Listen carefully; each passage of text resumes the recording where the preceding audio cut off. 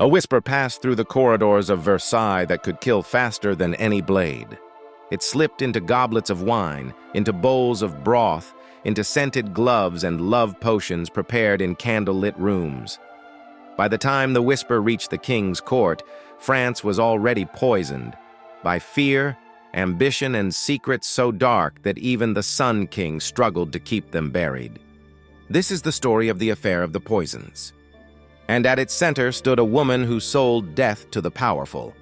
Her name was Catherine Monvoisin. History remembers her as La Voisin. Catherine Monvoisin was not born into nobility, power, or privilege.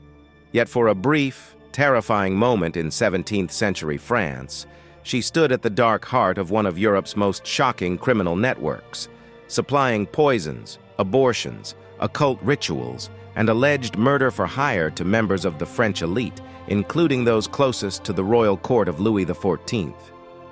Her life is a study in ambition, superstition, desperation, and the dangerous intimacy between power and secrecy. Catherine de Chaise was born around 1640 in Paris into a society where women's survival often depended on informal economies, midwifery, fortune-telling, herbal medicine, and spiritual services that blurred the line between healing and crime. She married Antoine Monvoisin, a jeweler whose failing business left the family in near poverty. To support herself and her children, Catherine turned to what she knew would sell: answers to fear. Adopting the name La Voisin, she reinvented herself as a fortune teller and healer. Paris in the mid-1600s was fertile ground for such figures. Disease was rampant, infant mortality was high, marriages were often loveless, and the rigid social order left many, especially women, desperate for solutions the church could not provide.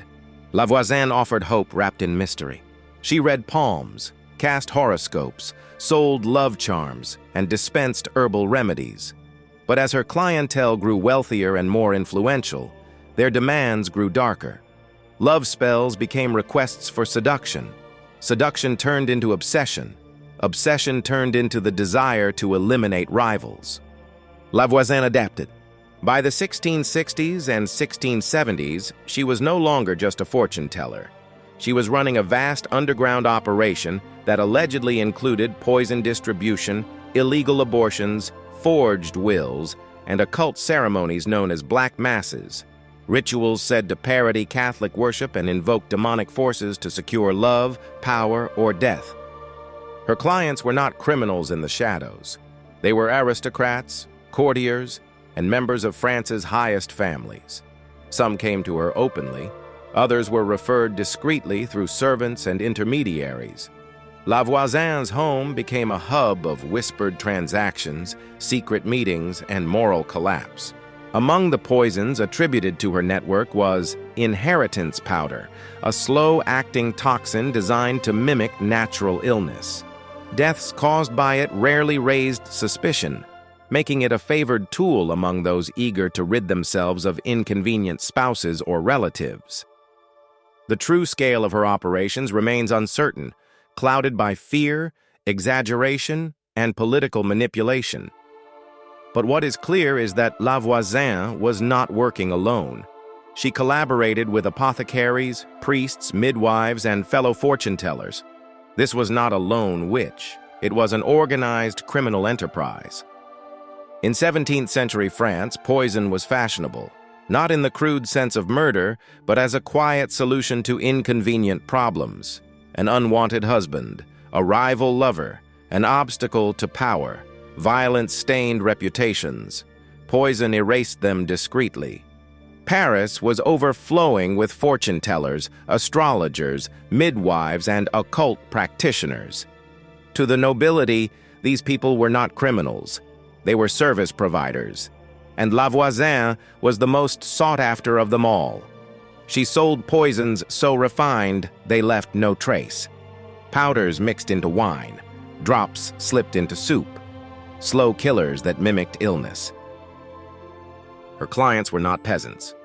They were duchesses, counts, officers of the court, and eventually people close enough to touch the king.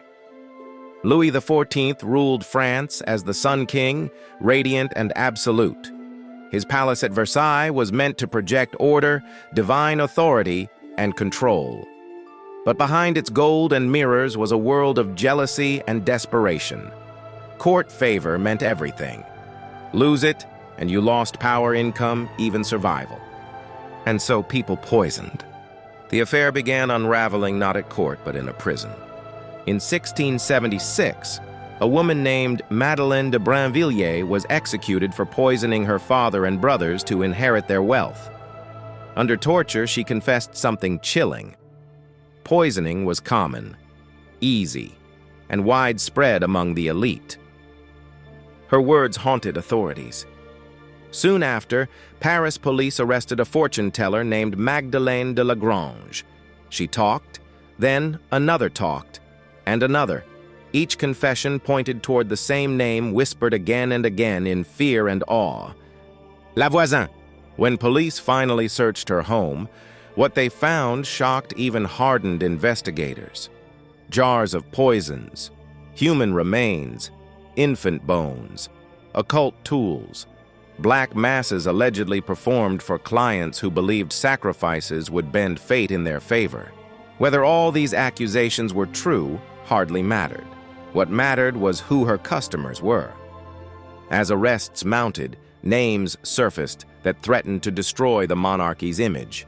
High-ranking nobles, members of the royal household, and most dangerously of all, the king's former mistress, Madame de Montespan. She had once been the most powerful woman in France, the mother of several of Louis XIV's children. But time and rivals were eroding her influence. According to testimony, she turned to La Voisin for love potions to keep the king's affection, and possibly poison to remove competitors. Suddenly, the affair of the poisons was no longer a criminal investigation. It was a political crisis. Louis XIV panicked. A special tribunal was created, the Chambre Ardente, the burning chamber. Hundreds were interrogated, tortured, executed. But the deeper investigators dug, the closer they came to the king himself. And so the king did something calculated. He stopped the investigation. Records were sealed. Prisoners were locked away for life without trial. Names were erased. Confessions were buried. The public was told the threat was over, while the truth was entombed in royal archives. La Voisin was not spared. In 1680, she was burned alive in Paris. She screamed curses at the crowd, declaring she would haunt the powerful who betrayed her. Many watching believed her. After her death, the poisonings stopped, at least officially, but the damage was done. Versailles would never again feel untouchable. The idea that nobles had plotted murder over wine glasses shattered the illusion of moral superiority. Even Louis XIV changed. He grew more religious, more paranoid, more controlled. The Sun King learned that absolute power does not protect you from the shadows beneath your throne. Today, historians still debate how much was true and how much was exaggerated by fear and torture. But one fact remains undeniable. For years, France's elite lived in quiet terror, knowing that death could be served politely at dinner. La Voisin did not invent poison. She simply revealed how badly people wanted to use it. And in doing so, she exposed something far more corrosive than arsenic. The rot inside a palace that believed itself divine, but was, like all human creations, deeply, dangerously flawed.